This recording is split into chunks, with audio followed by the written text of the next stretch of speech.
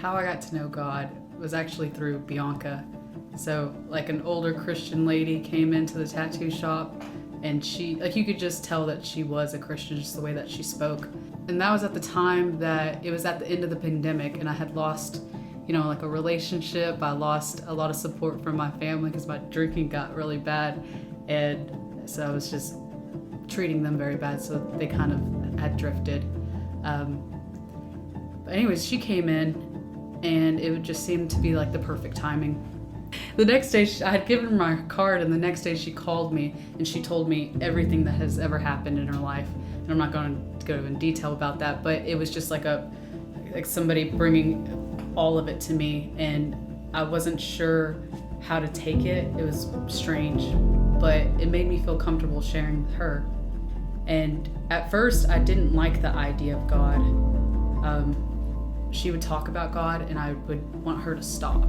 Like, it made me uncomfortable, but she didn't. She never did stop. Like, I'd even get mad at her, but she just continued. And and I'm thankful she did, because I started to feel what that was. She brought me the gospel, not in, like, she didn't force it down my throat. She just lived it, and it spilled over into me. Like, I was just in range of her, like, love for God, and I was able to kind of catch it. But I didn't get saved until until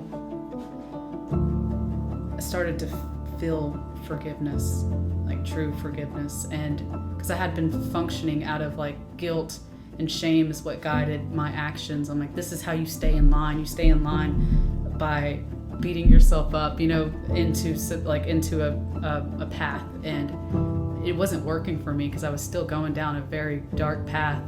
And then once I started to function out of love for like him, and then I started to live my life out of love instead of guilt and shame.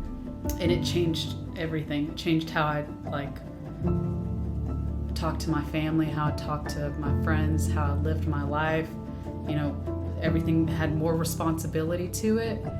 It seemed more like heavy, but not heavy. My mom, she kind of knew God a little bit, but it was dormant for a long time. And I guess me finding God kind of activated that back in her. And she's like, we got to find you a church, Ashleigh. And that's when she found the River Church, and I started to come here.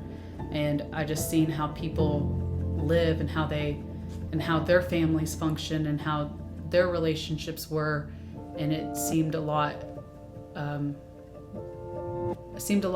better than how I was living my life. I didn't talk about God at first when I first started like kind of, getting into it. Like at my shop, I never told people that I was a Christian or anything like that, until I couldn't help myself, until that became like just in my life, that it was like part of who I was I am a Christian. And to be able to identify with it really encouraged me to live that way. I think I treated God like a self-help book for a little bit, because like my life was changing. I was able to like get my like everything organized, and like I was being able to just live better and like work better.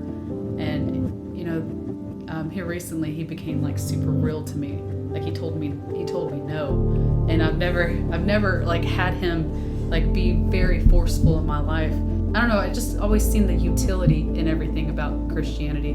Like prayer, transforms your soul to love, and you can really work things out when you're praying. Like I just like saw him as utility instead of real. And then he became real, and he was really guiding my life. But I was thankful for that experience, because he did become something super real to me at that moment, instead of just how does he benefit my life, which he has definitely benefited my life. But even then I gave him worship. Like I thanked him, even though that's something I really wanted. And he told me no, I still had to feel like, thank you, God.